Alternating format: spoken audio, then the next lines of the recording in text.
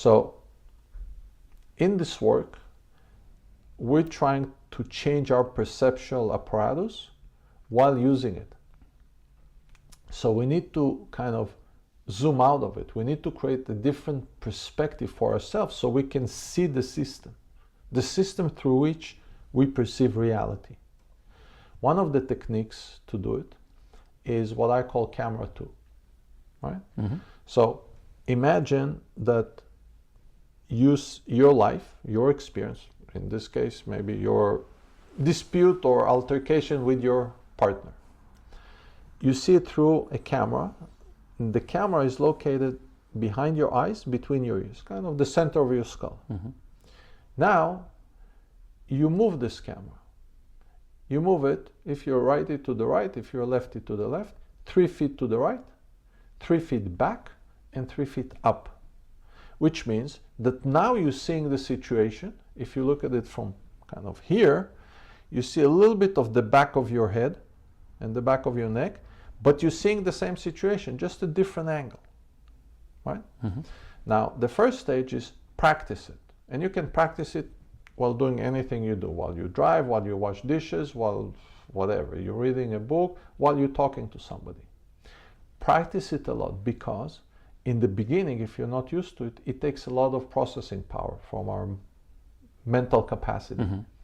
So you want to get proficient because eventually you want to be able to do it in real time as you're in the interaction to shift. Now, why is that important? Because that shift of perspective, in real time especially, it gives you a perspective also of yourself, how you show up. And when you become proficient, you can actually start easily seeing your patterns mm-hmm.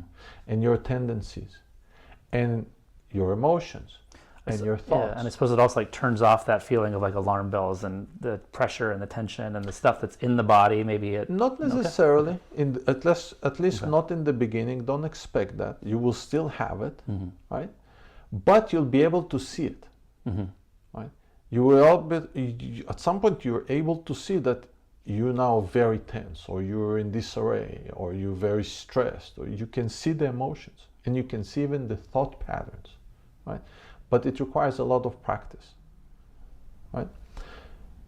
Once you become proficient, you can do it in real time, right? As I'm talking to you, I can also see myself from here, mm-hmm. right? That practice enables you to see different perspective of a situation.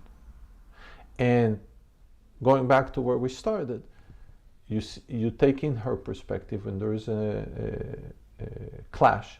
You take in her perspective, you look at your perspective, and you try and see this perspective. And over time, what you do is you start to see it from 360. Mm-hmm. And that ability really enables you to see a situation from so many angles that you can deduct and you can learn so much more about yourself, about your own system, about where are your buttons, what's exactly going on because of the diversity of perspectives. All right? So I'd like you to start practicing the camera 2, mm-hmm. right? Practice it anywhere, or whatever, in the shower, it doesn't matter. All the time, just try and see yourself. When the next wave comes, try and practice it then. Okay. If you can in real time. If not, then you can do it in hindsight. You can replay what transpired and try and look at it from here, and then from here, and then from here, and then just play with it. And what you'll realize is you start seeing different things that you didn't notice before. Mostly about yourself. Mm-hmm. Not also about others, but the important thing is we're trying to understand our own perceptual apparatus through this, right? Mm-hmm. For the purpose of changing it. Okay. Cool? Yeah.